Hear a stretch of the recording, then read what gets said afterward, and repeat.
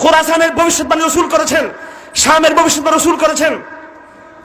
আমি পরিষ্কার বলে থাকি, যে সমস্ত ভবিষ্যৎবাণী রাসূল করেছেন, আলা আন্নাল ঈমান হিনা তাকাউল ফিতানু বিশাম, আলা আন্নাল ঈমান হিনা তাকাউল ফিতানু বিশাম, আলা ইন্নাল ঈমান হিনা তাকাউল ফিতানু বিশাম।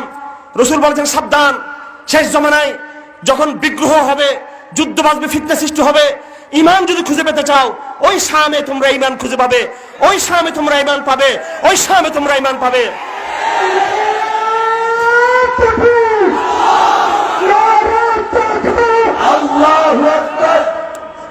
রাসূল বলেছেন মাহদীর বাহিনী বের হবে, ইজা রাআইতুম রায়াতিন সুদ কাদ আকবালাত মিন খুরাসান ফাতুহা ওয়ালাউ হাব্বান আলা সুজুদ ফাইন্না ফি খলিফাতুল্লাহিল মাহদী।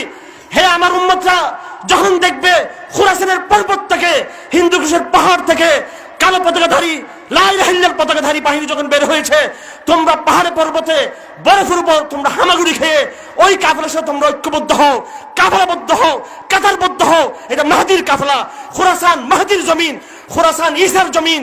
সুতরাং যারা খুরাসানকে জঙ্গিবাদ বলবে, নিঃসন্দেহে তাদের মনে নেফাক রয়েছে, তাদের মনে।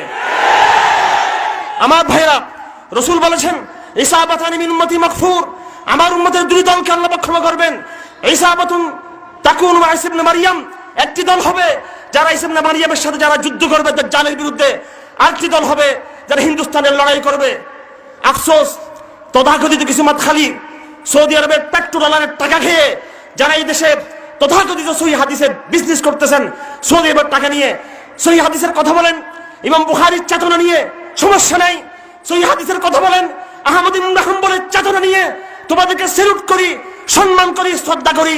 যদি তোমরা আহলে হাদিস হও, ইবনে তাইমিয়ার মতো, আহলে হাদিস হও ইবনে কাইয়িমের মতো, আহলে হাদিস হও ইবনে কাসিরের মতো, আহলে হাদিস হও ইবনুল জাওজির মতো, আহলে হাদিস হইও না সৌদি আরবের দালালদের মতো হইও না আহলে হাদিস।